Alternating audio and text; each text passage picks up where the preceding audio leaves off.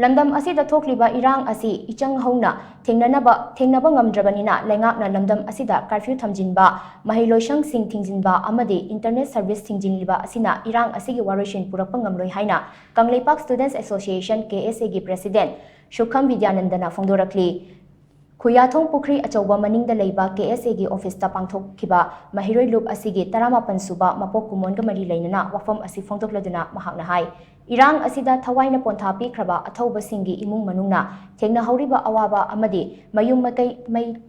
thadok pikhibadagi lanjenaduna leiriba singi awabada KSA na saruk yari adum oinamak mari leinaba singna lan asigi Waroisin ama puraknaba thamoishenna hotnabagi mamita driba asidi nungnang ningai oiba amani state lengakna su center ge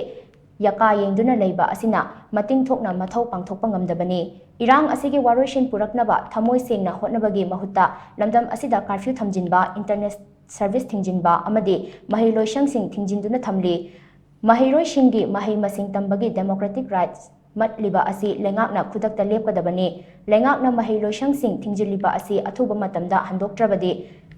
Mairik pidagi maijaubi olakloi hainingai leite hiram asigi matangda KSA na yamna hakchin lowi hainasu mahakna makhatana phongdokhi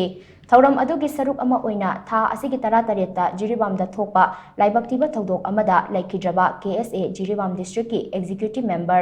athauba khundrakpamge mafamda haikat lekat tamduna ikai khumnabu utkhi thauram aduda thangmaiban ASIGI MLA KH Joy Kishan su sarugyakhi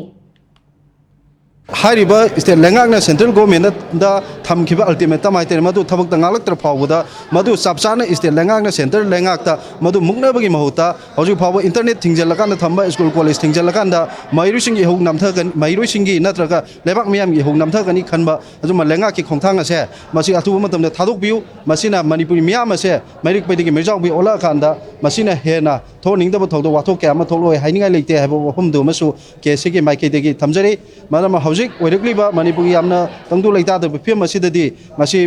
Miam give a democratic right Kama Namsat Lakana Tamak Basida, Manipuri Miam Namasi Tomina election from Tokte, Maramadana, Isana Manipur Leiba, Miam Kudimana, Isana Isagi, Akoi Lebasi, Akoi Punchiro Lisic Kanjana Magidamata, Akoi Hongarubana, Tola Kanda, Masi Tomina Leiba, Mato. Akoigi pangmangamdraba lengak se masi akoi mayam chang illakanda masi central government da takna nabagi mathokna leina mating leina phudo kanda mathokna phudo kanda central lengak ta tainar kanda madu thabak tawrkana micha miyagi punsi kannana naba aduga ing tapalamda ma hanjalakna naba madu miyam na hongnaruba naidana thokla kanda lengak ki mathakta chapchana madu khongjang changsan ba punna taksan minaba amakak mathok tai habo humdo ma ai aroi boina thamjari